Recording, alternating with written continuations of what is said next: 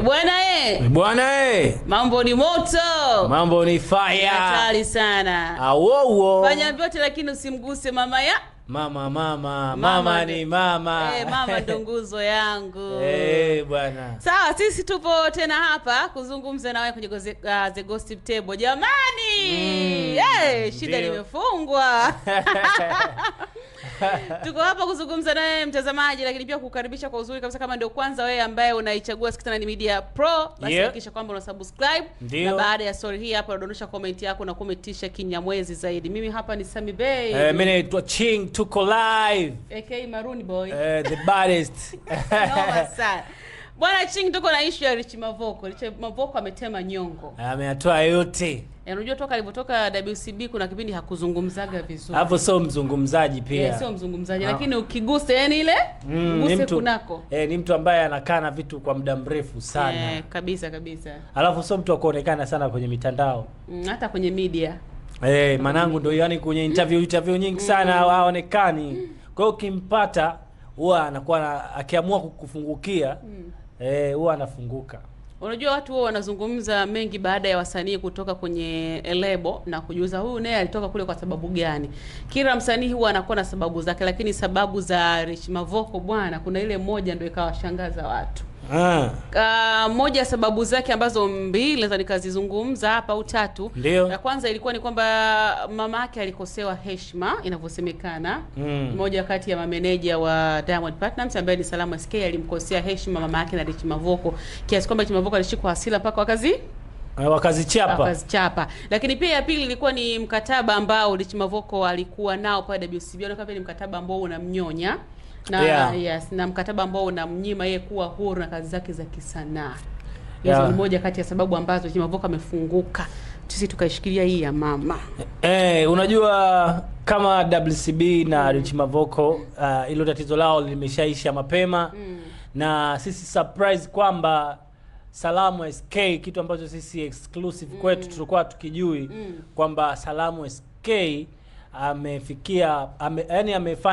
amefika pabaya. Sijui mnanielewa. Yaani kaenda pazito. Bwana, kwa ndugu yetu Rich Mavoko. Kwa hiyo Rich Mavoko yeye ana kwenye engo ya mama. Hiyo hawezi kukubali. Nadhani sio kwa Rich Mavoko, kwa mtu yoyote. Hata kama ni mimi. Nigusie bi mkubwa uone au wazee. Tunamaliza vibaya kabisa. Kwa hiyo Rich Mavoko yeye amefunguka kwamba jamaa sio mstaarabu kabisa. Jamaa ana heshima. Amevuka mipaka yangu. Yaani kiasi kwamba mimi bora acheze na mimi kuliko kuvuka mipaka kwa kucheza na mazee. Tunaona Rich Mavoko anavyomfanyia surprise mama yake. Umeelewa? Kuna clip video ilionekana Rich Mavoko siku ya birthday ya mama yake. Walienda mazawadi mengi, ile ni direct. Kwa hiyo yale mapenzi ya mama na mtoto tunayaona, alafu mtu ambaye anaheshimika, anaheshimiwa na msanii Rich Mavoko anakuja kumvunjia heshima kwa scenario kwamba Salamu SK alikuwa anatoa maneno machafu. Matusi manake. Kwa sababu maneno machafu ni matusi. Ni matusi. Kwa maana yote hayo yanaenda kwa mama yake Rich Mavoko, na ndio maana Rich Mavoko hakukubali. Sawa. Inaonekana Rich Mavoko ni mama Azisani yule. Mama Azisani. Yaani kipenzi cha mama. Ndio tunasemaga hivyo. Wewe mwenyewe ni mama Azisani. Mimi hata daddy's daughter. For sure. Kwa hiyo tunapata kuona Rich Mavoko wakati anazungumza yale, tumeona anazungumza, imekuwa surprise kwetu kwa maana anamsemea Salamu SK. Salamu SK ujue kwenye mitandao, kwenye engo hiyo tunamjua ni mtu ambaye ana wazifu mkubwa. Ni mtu mkubwa, lakini pia ni mtu ambaye ana mindset kubwa sana. Na anaweza kuwatengeneza watu. Imefikia hatua mpaka mtu kama huyu anaweza kutoa matusi. Kuna sababu labda ambayo mpaka Salamu SK akatoa maneno machafu. Huenda kuna sababu, lakini pia tujikumbushie kipindi cha nyuma. Sijui kutoka kwenye ile lebo walikutana, I think ilikuwa ni kwenye msiba wa mke wa Babu Tale nadhani Morogoro kule, nadhani kitu kama hicho kwenye mazishi. Salamu kwenye kusalimiwa na Harmonize hakurespondi vizuri. Yaani kama alikataa mkono.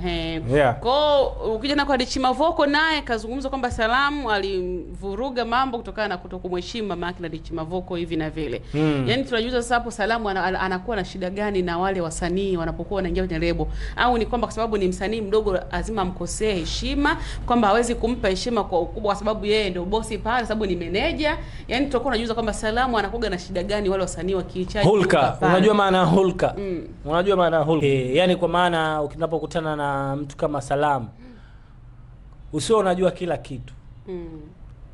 Unaelewa vizuri? Yes. Usiwe unajua kila kitu, kwa sababu mtu unaenda kukutana naye tayari ana package hizo zote. Inawezekana sababu ya Rich Mavoko na Salamu SK ni mapishano ya ujuzi wa kila mtu. Engo ya Rich Mavoko naye jeuri. Sema naelewa vizuri. Engo ya Rich Mavoko na yeye pia ni jeuri, kiburi, yani ana ule ukiburi kwamba mimi hichi kitu siwezi kufanya, hichi kitu naweza kufanya, au mimi nasimamia jambo hili. Na ukiona mtu anatoka kwenye kitu ambao mtu mmoja anao, lakini wengi wanashindwa kuelewa wao na ujuzi wao ambao wao wanaoamini. Umeelewa vizuri? Yes. Kwa hiyo kuna kitu hapo kama umekiona kwa Salamu SK kwamba ana package ya kila kitu. Kwa maana anaweza akakuendesha mtu kama huyo. Unaweza ukawa una wazo lako unataka kumshirikisha, likawa ni zuri tu, lakini asilifanyie kazi au asilione kama lina umuhimu kwake, kama linafaa. Sio, umeelewa vizuri? Hiyo ni hulka yake ya mtu ambayo kila moja ana hulka zake. Ndio maana kwenye waandishi au waimbaji wa zamani wanatumia msemo huo hulka sana. Wana hawali. Okay, sawa. Tunarudi kwenye issue moja nataka nizungumzie hapa Ching. Hivi kwa nini wasanii wanapokuwa kwenye lebo husika huwa hawazungumzi vitu hawafunguki, lakini baada ya kutoka wanafunguka? Same way to Mac Voice naye baada ya kutoka kwenye lebo ya Next Level ya Rayvanny alifunguka mengi ambayo tulikuwa tuyafahamu, ikiwemo pia alinyimwa pesa kitu kama hicho ya kumtibia mama yake, vitu vya nini sijui kutumiwa voice note gani, si vitu kama hivyo. Yaani najiulizaga kwa nini wanapokuwa kwenye lebo yani vitu hawaviweki wazi, wakishatoka sasa ndio yaani mimi najiuliza hapo inakuaje?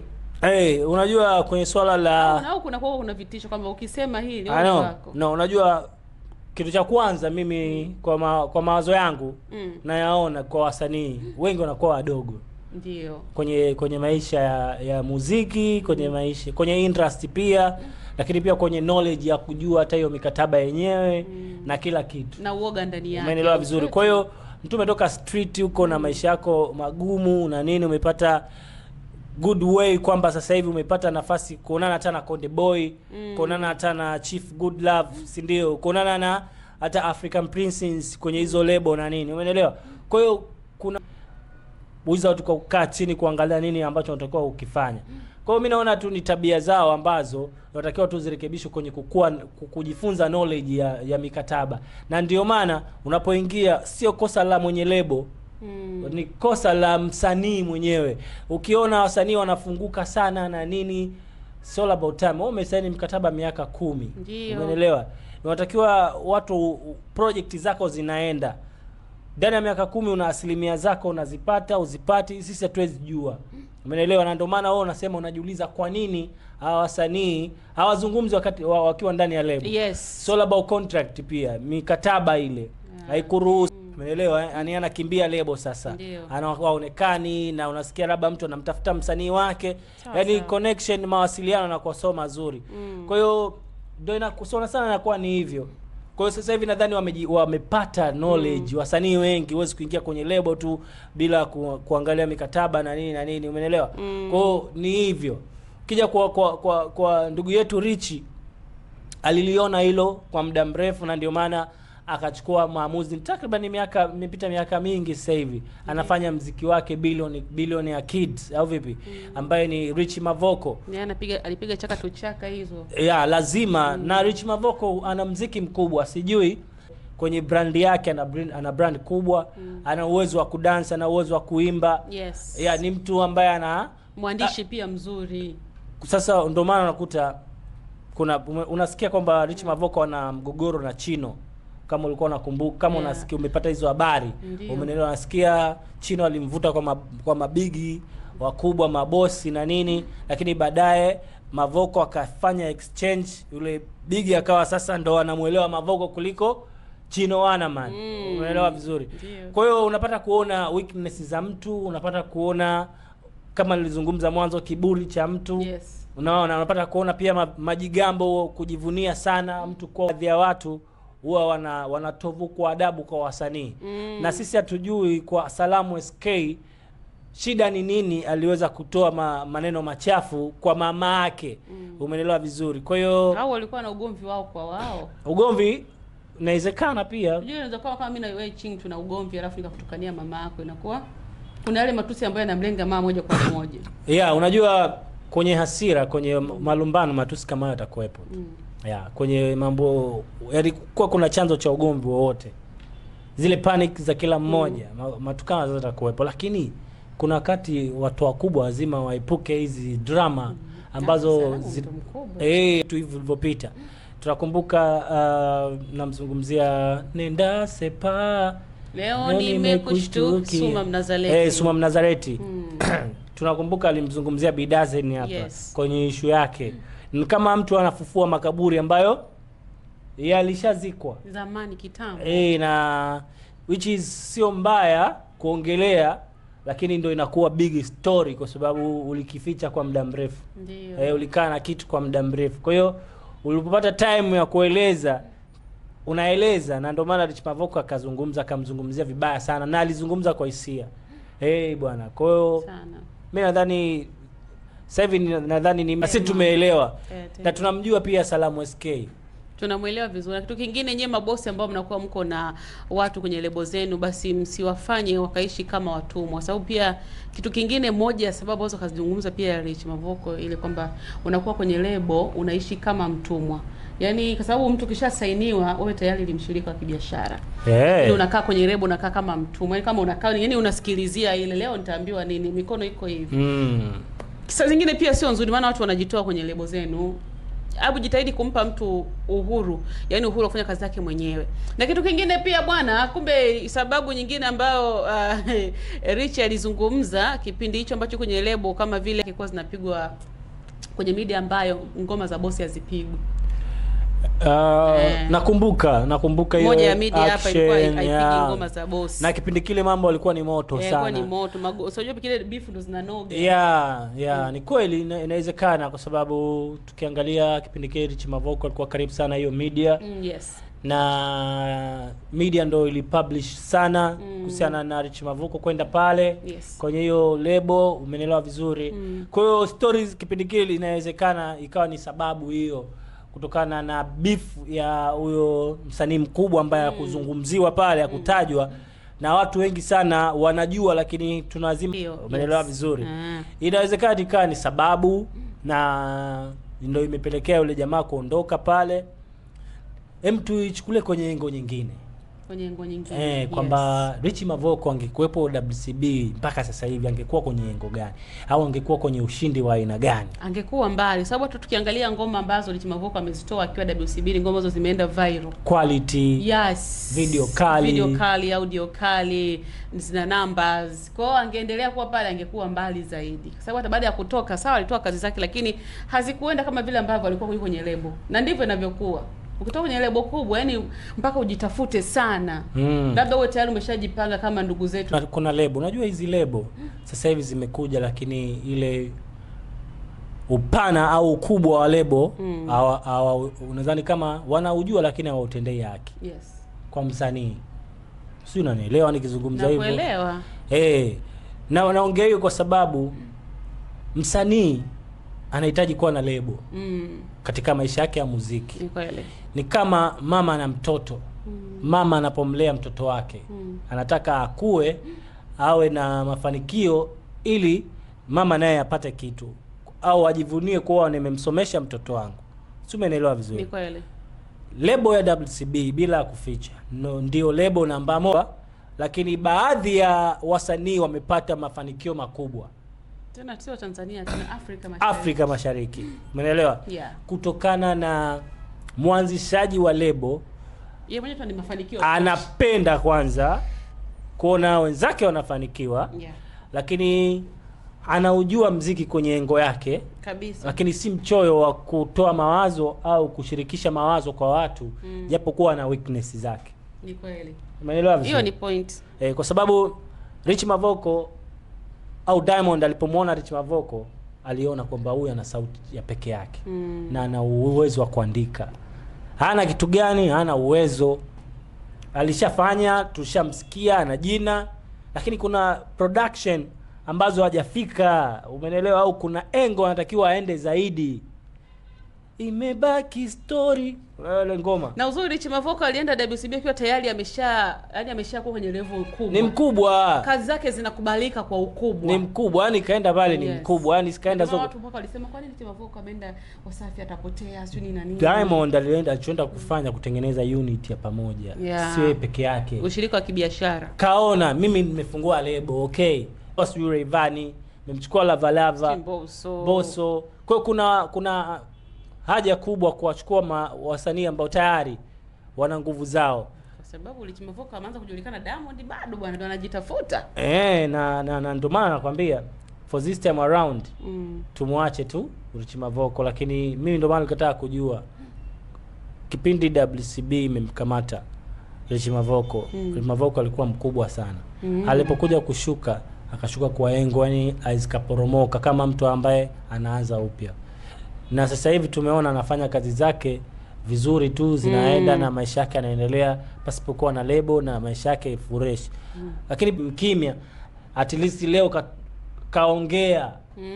Umeelewa? Yale ambayo alikuwa anamsibu ya miaka 8 iliyopita, at least kaongea, na wale wabaya wake ambao walikuwa kawaweka moyoni leo kawa nini? Kawatema hadharani. Kwa hiyo which is ametoa duku lake. Sio mbaya. Kwa Tanzania. Safi. Na sisi tumeelewa na tumekubali. Sawa, story ndio iko kama hivyo. Ching tumemalizana nayo hivyo. Bwana, ni kweli, na uzuri zaidi kwamba tulitegemea tukutane na kitu cha tofauti sana. Kwa Rich labda atakuwa na ngoma kali au kafanya nini, lakini tumepata kitu Rich kuja kuzungumza hayo, huenda labda kuna kitu anakipromote. Hatuwezi jua, lakini tuendelee kusikia. Attention please. Sawa, story Rich Mavoko ndio iko kama hivyo, mtazamaji wa 69 Media Pro, lakini kubwa unaweza ka drop comment yako kuhusiana na kile ambacho Rich Mavoko amekizungumza na mengi ambayo tumezungumza sisi hapa. Especially swali hili nakupa na wewe. Kwa nini wasanii wakiwa kwenye lebo hizo hawawezi kuzungumza, kama wanafungwa midomo baada ya kutoka ndio wanajiachia? Unadhani shida ni gani hapo? Umefanya biashara kwa muda mrefu na hujafanikiwa, basi nikupeleke pale Eternal International uende ukafanikiwe, na unapoenda pale utaenda kupata elimu kuhusiana na afya pamoja na kuboresha afya yako. Basi Eternal International wapo Kigogo, Dar es Salaam, na wako hapa kwa ajili tu moja ya kukupa wewe fursa ya kipato ya kupata pesa kila siku pamoja na afya. So wapigie namba 0711 174100 au 0783 950158, na ukiwapigia namba hiyo watakufahamisha moja kwa moja wanapopatikana, na wewe utakuwa kama una tatizo unataka kusikiliza fursa, inakuwa ni sehemu salama sahihi kabisa kufika hapo. Lakini pia nikujuze kuhusiana na biashara hiyo, lakini pia kipimo kitaonyesha chanzo la tatizo lake. Kipimo kitaonyesha hivyo, na wanatibu maradhi kama kisukari, pressure, pumu, figo, maradhi ya moyo, vidonda vya tumbo, kupooza, tezi dume, bawasili, matatizo ya uke, uzazi kwa wa kike na kiume, maumivu ya mgongo, pamoja na vitu vingi kama pressure ya macho, ukuaji mbovu kwa watoto na mambo mengine mengi. Wanapatikana hapa Kigogo, Dar es Salaam. Unataka nini? Kama ndugu yako, rafiki yako, jirani yako anasumbuliwa na matatizo haya, basi inakuwa ni rahisi kumfikisha hapa Kigogo, Dar es Salaam, na akaendelea kupata matibabu alafu akawa yuko safi na salama. Sawa, sisi tumemalizana nawe kwa design hii. Instagram unatufollow kwa jina la 69 Media TZ, na Facebook 69 Media TZ, YouTube official 69 Media Pro. Subscribe, bonyeza alama ya kengele, like, comment, Tuko live na Maisha. Mimi naitwa Ching the baddest, hai? Naitwa Sammy babe. Wote. Awewe. Awena wa.